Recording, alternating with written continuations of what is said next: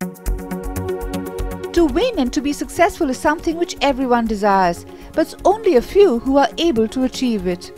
Years of study on human behavior has shown that successful people have often been able to control their emotions. Behavioral studies, which take a lot from neurological science, explain how our brain reacts to situations and why impulsive decisions may not be the best bet when you're under stress. When the brain receives signals, the emotional part of the brain processes that a few milliseconds before the rational part. Now, in a normal conversation like this, where there is no threat perception either way, where either physical or emotional threats are not detected, my brain and your brain is still processing it emotionally, but it is allowing the rational part to respond to it. But in a situation of stress, you walk into a meeting and there are daggers drawn in terms of the view that the other person has versus what you have. Your threat perception immediately triggers the amygdala. It in an instant allows a huge release of adrenaline in your body, and you choose one of these two responses called fight, flight or freeze, or three responses. And you'll notice in a heated situation, how does one normally respond? You'll respond from emotion and you may regret it later, because the amygdala just did not allow, it's called the amygdala hijack. It does not allow the logical brain to function in the interest of self-preservation. But today, the trick is you can't control, you can't stop the hijack, but you can become aware of the hijack and choose not to respond. Our conventional wisdom in Hindi says, "Thande dimag se lo."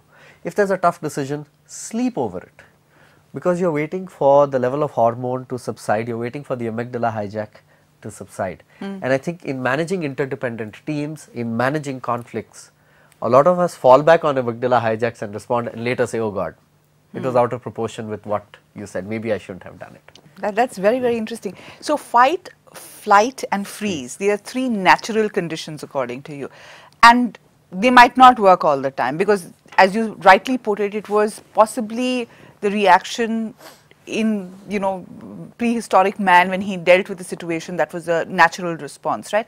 How can you evolve this? What is the best response to have? How do you, what is the ideal? Today, when you resolve conflicts, the need is to keep the relationship, because I need to work with you again. This is not the first or the last time we're going to have a conflict, and I still need to get what I want.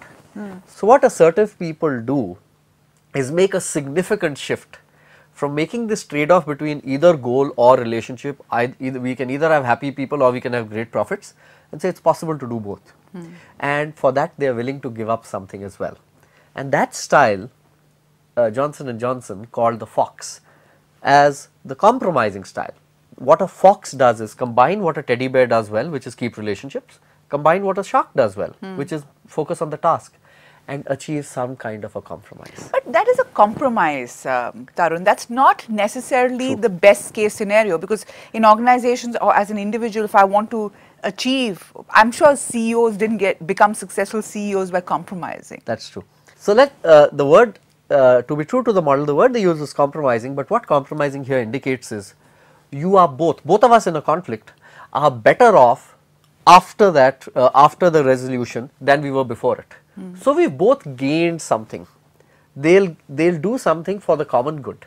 However, the most evolved state, and very rare to find people who do this, is something called the owl. The owl, as spoken about in Western literature, gifted with wisdom. Owls just confront a problem head on and they say, "Hang on, why is it that you should give up something and why is it that I should give up something? Why can't we both have what we want?" Now, it almost sounds counterintuitive. How is it possible? But somewhere owls are able to say, we'll get what both of us want and we'll keep our relationship alive.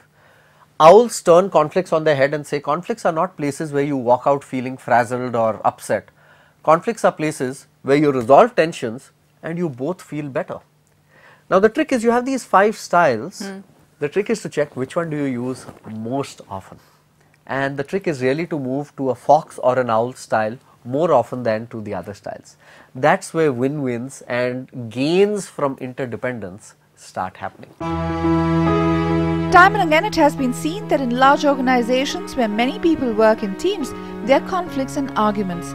Studies on organizational behavior has shown how to replace the negativity in teams and turn them into positive results.